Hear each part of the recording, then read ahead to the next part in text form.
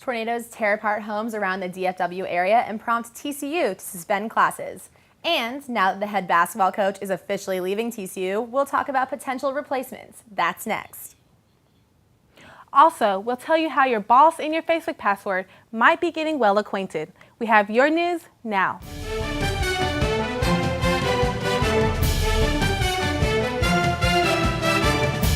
From the Schieffer School of Journalism, this is TCU News Now. Hi, and thanks for tuning in. I'm Whitney Gibson. And I'm Mandy Neglich. A series of tornadoes caught residents in the DFW area by surprise, damaging about 650 homes in Dallas, Lancaster, and Arlington. The violent storms flipped trailers, flattened trucks, and for TCU students, momentarily suspended classes. It rained, it poured, and it rained some more, but there were no tornadoes in Fort Worth on Tuesday. I haven't heard a siren yet, so I'm not really sure what to think.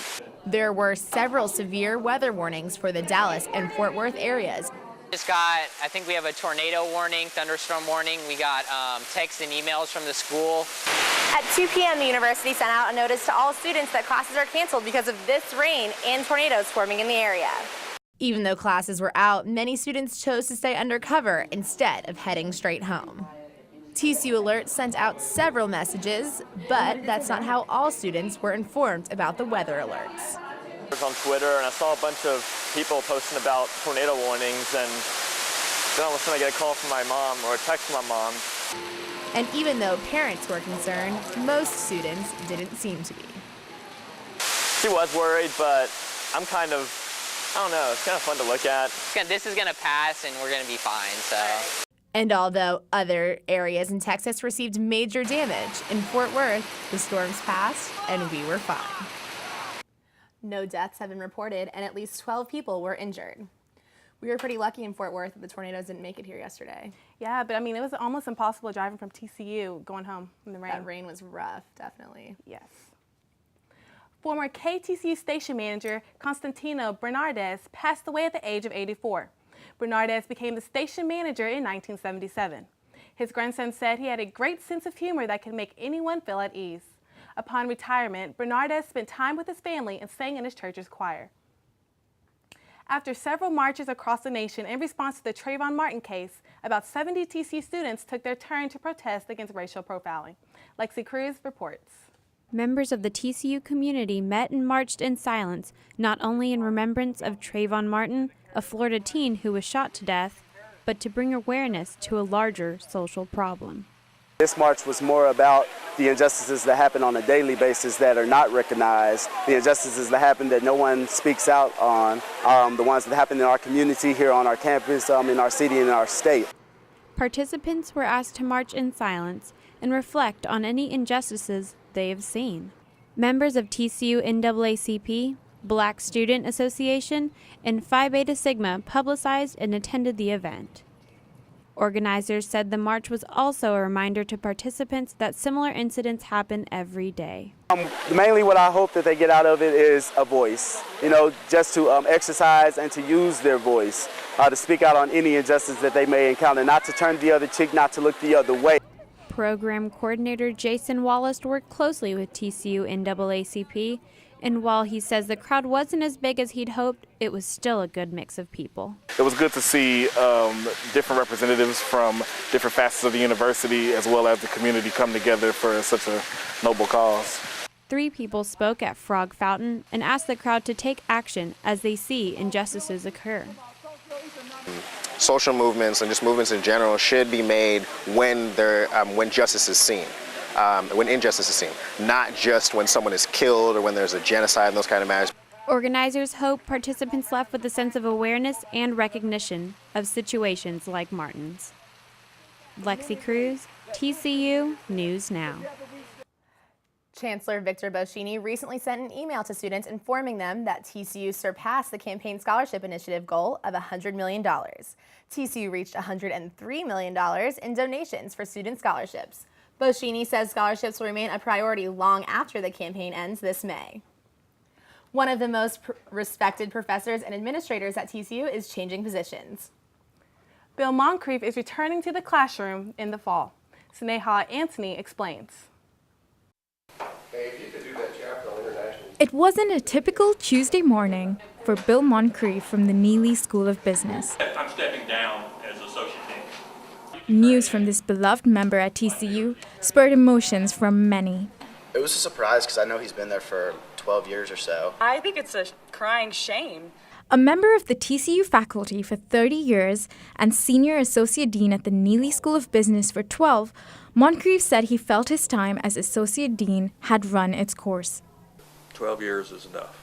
It's time for someone else to take a shot at it. He says the most rewarding part of the job was interacting with students. What I've always felt was important was to respect the student. He is around every single minute you need to talk to him. He's probably one of the greatest teachers I've ever had. He has this way of being less of a teacher and more of a coach. You just feel like you could go to him for any kind of advice, and it's almost like having a dad when your dad's not around. Moncrief has accomplished many things during his time as dean, such as setting up the Neely Fellows in 2006 and taking the business school from an unranked to a ranked position in the nation. It's just great to see us as a national power rather than as a good regional school. Students and faculty say he leaves an indelible mark on the people he has encountered. He's been at TCU a lot longer than I have, and there's so much about the Neely School that really has the touch of Bill Moncrief on it. I know the reason I came to the Neely School of Business is because he spoke at my orientation. I was sitting next to my mom and she was like, "This guy is great, you're going to TCU." I was like, well, there you go. It's been a joy to be in this role, and for as long as I have, because I've been able to see changes that definitely occurred. He may no longer be seen in the dean's office, but the legacy Bill Moncrief leaves behind as senior associate dean will remain around every corner at the Neely School of Business. I'm Sneha Antony, TCU News Now. George Lowe will replace Moncrief this August. Easter is right around the corner, which means I get in a couple rounds of my favorite sport, Easter egg hunting. Mandy, I'm pretty sure that's not a sport. It's a sport when I do it. You should see how competitive I get. I get into it. Well, we have Clint Foster in the studio with a sports update. Perhaps he can settle this debate. Clint. No comment. Men's basketball coach Jim Christian is leaving TCU for the same job at Ohio University. The Star-Telegram reports Christian felt the administration failed to show a financial commitment to the basketball program. Athletic Director Chris Del Conte said improvements to the basketball facilities are in the works and the search for a new basketball coach will begin immediately. The amount of money the university is willing to put into the basketball program should be pivotal in who the administration is available to hire. Some possible candidates include UTA coach Scott Cross, North Texas coach Johnny Jones, former New Mexico coach and ESPN analyst Fran Fraschilla, and TCU alum and Pittsburgh coach Jamie Dixon. Another Horned Frog basketball coach is leaving for the state of Ohio.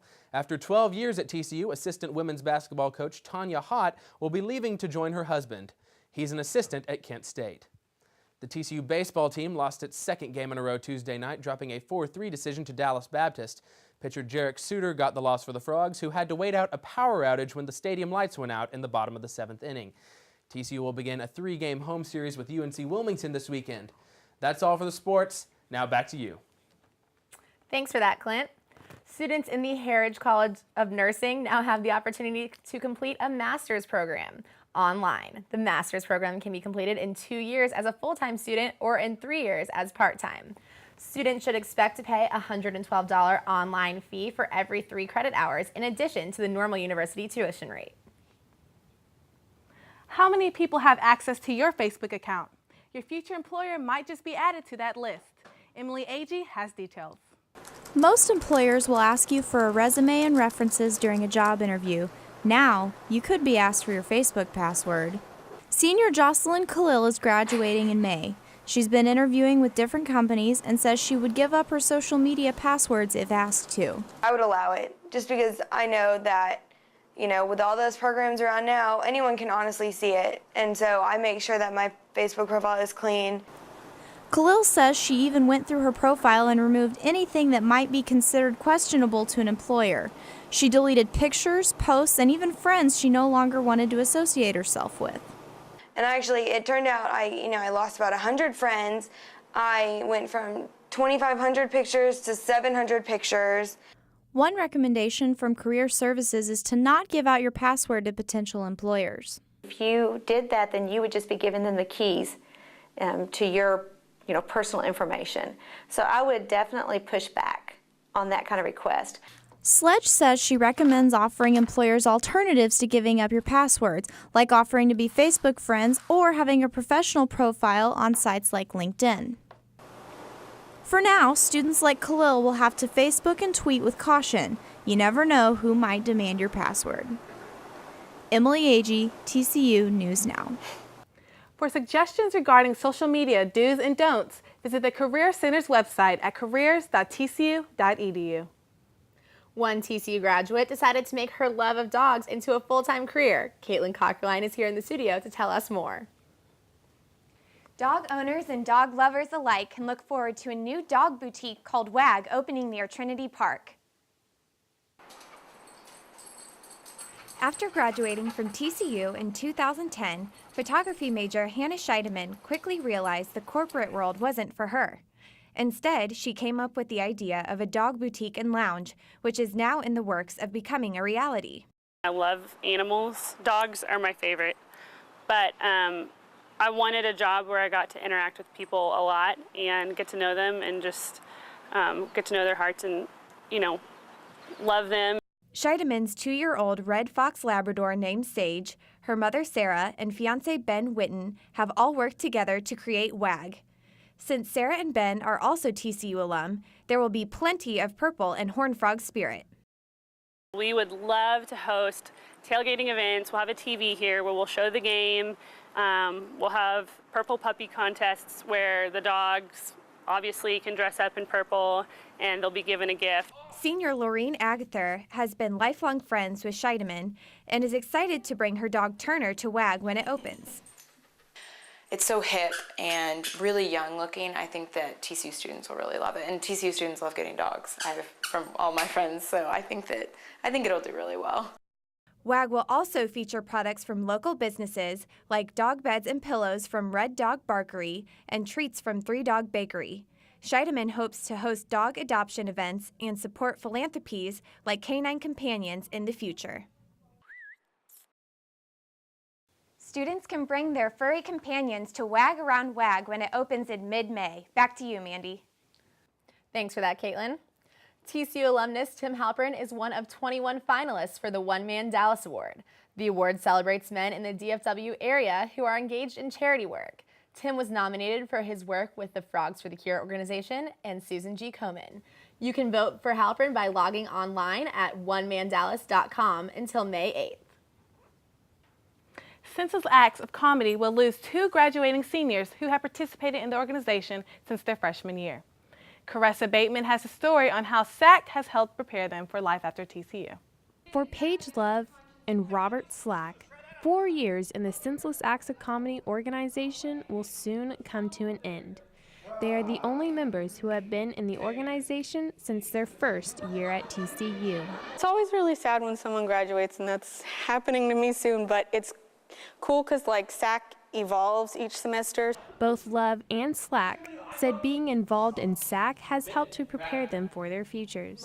I am a theater major and with an emphasis in acting, and I think improv has been the strongest acting facet that I'm able to obtain while I'm here. Actually, because of SAC, I've decided to move to Chicago after graduation and hopefully pursue comedy.